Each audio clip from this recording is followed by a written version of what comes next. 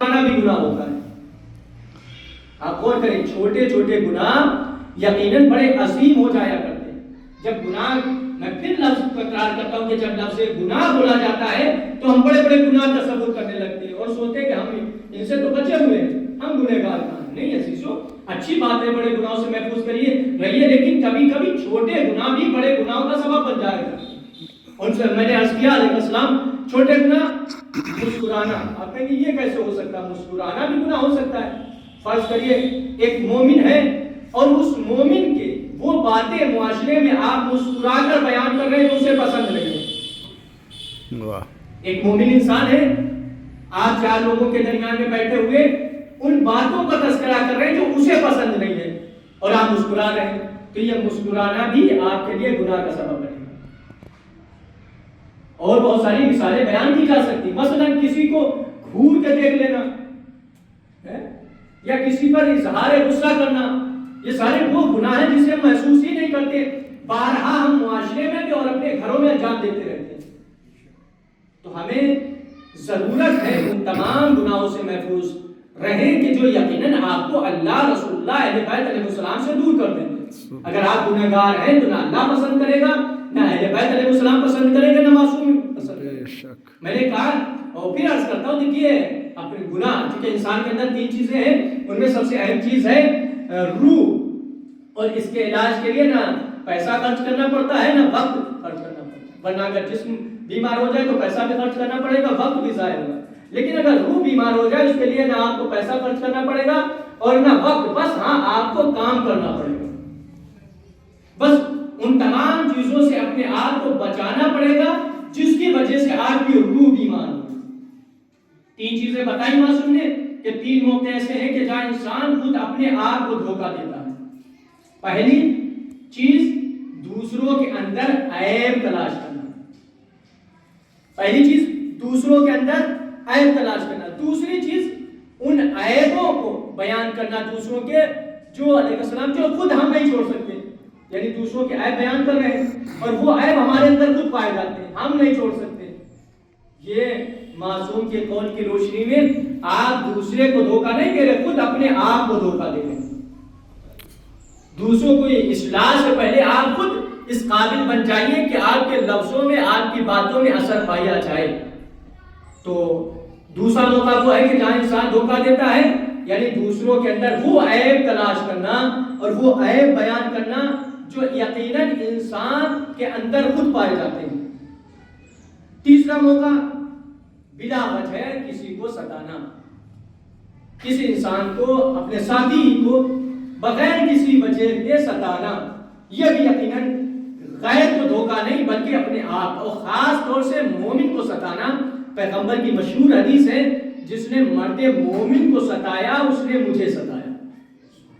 مومن کے لیے حدیث ہے، پیغمبر فرماتے ہیں جس نے مرد مومن کو ستایا اس نے ہمیں ستایا. آپ کو سوچئے، اور جس نے رسول اللہ کو ستایا گویا اس نے اللہ کو ستایا، اور جس نے اللہ کو ستایا تو وہ یقیناً مسلمان دور تک اسلام اس کے پاس نہیں نظر آئے. اس لیے کہ حدیث معصوم ہے، پیغمبر فرماتے ہیں. تو تین چیزیں ہوئی کہ جہاں انسان اپنے آپ کو خود دھوکہ دیتا ہے. ایک، دوسروں کے عیب تلاش کرنا. دوسرا کہ ان عیبوں کی طرف لگے رہنا کہ جو خود اپنے اندر عیب پائے جاتے ہیں ان کو ہم چھوڑ نہیں سکتے. تیسرا معصوم کے قول کی روشنی میں ابھی آپ نے سنا. تو ان تین چیزوں کو اگر ہم اپنے آپ کو بچائے رکھیں گے تو یقیناً آپ کا نفس بہتر ہوگا. نفس سے مراد روح، اور جب روح بہتر ہوگی، جب روح صحت یاب ہوگی تو یقیناً آپ کا ہر عمل بارگاہ الہیت میں قبول ہوگا. میں نے کہا نا تین چیزیں ہیں، جسم، روح اور عقل.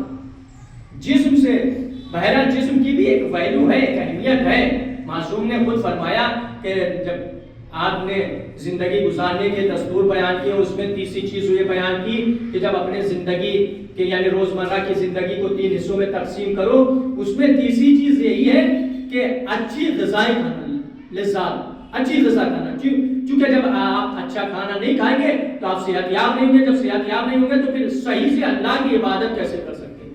ٹھیک ہے، جسم کا بھی صحیح ہونا ضروری ہے. آپ بیمار پڑے ہیں، اللہ کی عبادت صحیح سے تھوڑی کر سکتے ہیں.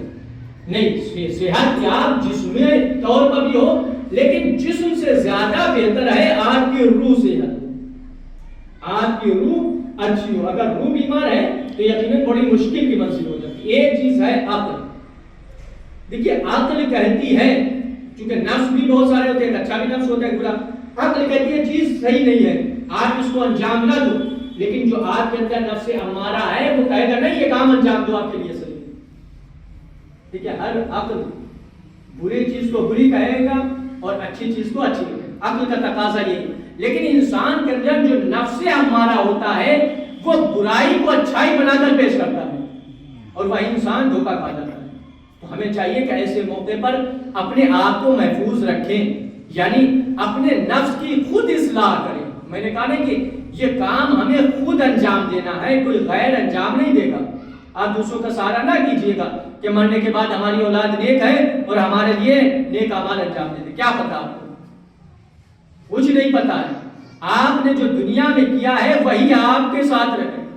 یہاں دنیا یعنی زندگی کا خاتمہ ہوا، بس یقیناً آپ کے عقائد کا سلسلہ ختم ہو جاتا ہے، اعمال کا سلسلہ بہرحال جیسا ہونا چاہیے وہ ختم ہو جاتا ہے. ایک ذریعہ بتایا اللہ نے، اگر آپ کے وارثین آپ کے چاہنے والے اچھے ہیں تو سلسلہ پہنچ جائے. لیکن بہرحال کچھ ایسی چیزیں ہیں جو آپ ہی کو انجام دینا ہے، آپ کے غیر انجام نہیں دے سکتا ہے. پھر میں معصوم کے قول کی تکرار کرتا ہوں. امام ہمارے چھٹے امام حضرت امام اللہم صلی علی محمد وعلی محمد وعجل فرجہم. کا انجام موت ہے تو ہمیں خود تیاری کرنا چاہیے. بے شک جب ہماری زندگی کا انجام موت ہے تو ہمیں خود تیاری کرنا چاہیے. تو جب ہمیں یہ پتا ہے کہ دنیا میں آئے ہیں تو جانا ہے، جب جانا ہے تو ہمیں اس کی تیاری کرنا چاہیے. تیاری آپ بہتر جاتے مثلا ہر وہ کام انجام دے جو یقیناً اللہ کی خوشنودی کا سبب بنے. تیاری ہے وہ آپ خود بہتر جانتے ہوں گے کہ کون سے کام انجام دینا ہے، کون سے کام انجام نہیں دینا ہے. ہر چیز کی تفصیل اور ہر چیز کی وضاحت کا موقع نہیں ہے، لیکن بہرحال ہمیں چاہیے کہ ہم اپنے نفس کی خود اصلاح کریں. اپنے نفس کی جب اصلاح کریں گے تبھی ہم آپ دوسرے کی اصلاح کر سکتے ہیں.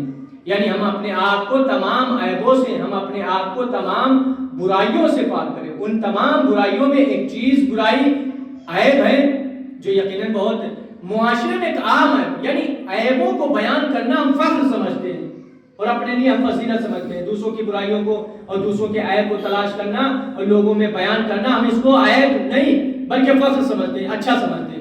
نہیں عزیزو، یہ اللہ کو بالکل پسند نہیں ہے کسی مرد مومن کی توہین کرنا، اس کے عیبوں کو لوگوں کے درمیان میں بیان کرنا نہیں. ہمیں چاہیے کہ بہرحال عیب تلاش نہ کریں بلکہ اس کی اچھائیاں، اور اللہ نے معصوم نے بھی فرمایا عیب اپنے تلاش کرو، دوسروں کے عیبوں کے لیے نابینا ہو جاؤ. معصوم فرماتے ہیں اپنے عیب، اپنے اندر جو کمیاں ہیں انہیں تلاش کرو اور دوسروں کے اندر جو کمیاں ہیں اس کے لیے آپ نابینا ہو جاؤ. سبحان اللہ. نابینا کو اندھے ہونے کا وہ مراد ہے. مراد یہ ہے کہ اگر کسی کے اندر برائیاں ہیں تو آپ اس کو برائی کو لوگوں میں نہ انجام دیجئے. ہاں یہ ہے کہ آپ اس کی خود اصلاح جا کر اسے خود بتا سکتے ہیں.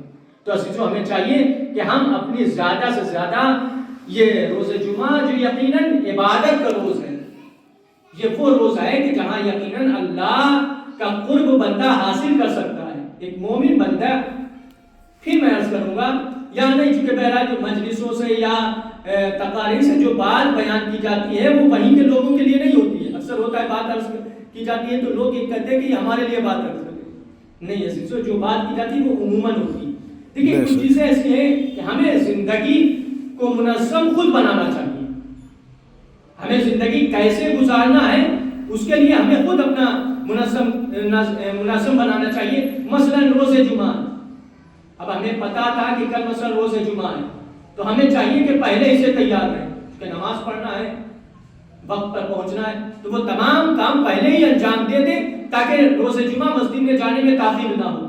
لیکن ہوتا یہ ہے کہ معمولی سی چھوٹی چھوٹی باتوں میں بزی رہتے ہیں، مصروف رہتے ہیں، اور کب پہنچیں گے جب مولانا مصلی پر پہنچ جائیں گے. جب نماز ہوگی تو ہم نماز ادا کر لیں گے، جمعہ کی نماز ہی تو پڑھنا ہے. نہیں عزیزو، یہ ذہن سے بالکل نکال دینا چاہیے.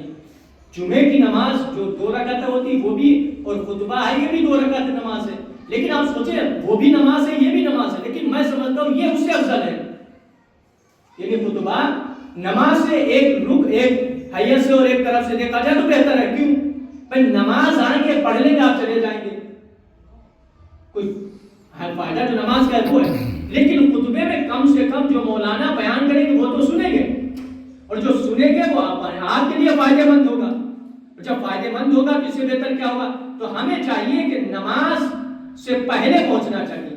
ہاں یہ اور بات ہے کوئی دور دراز سے آئے، یا کبھی کبھی ایسا ہوتا ہے کہ ہم مصروفیات دنیا کے کاموں میں مصروف ہو جاتے ہیں، کچھ ایسے کام حائل ہو جاتے ہیں جس کی وجہ سے ہم وقت پر نہیں پہنچ پاتے، وہ الگ مسئلہ ہے. لیکن وقت ہونے کے ساتھ، وقت ہونے کے باوجود ہم وقت پر نہ پہنچے تو یقیناً یہ غلط بات ہے، اور وہ قومیں ترقی نہیں کرتی جو وقت کی اہمیت نہیں سمجھا کرتی. سبحان اللہ. وہ قومیں ترقی نہیں کرتی جو وقت کی اہمیت نہیں سمجھتی ہیں. تو یقیناً یہ عبادت کا روز ہے. اللہ ہماری اس عبادت کو قبول فرمائے. بسم اللہ الرحمن الرحیم. والعصر ان الانسان لفی خسر الا الذين امنوا وعملوا الصالحات وتواصوا بالحق وتواصوا بالصبر. اللهم صل على محمد وآل محمد.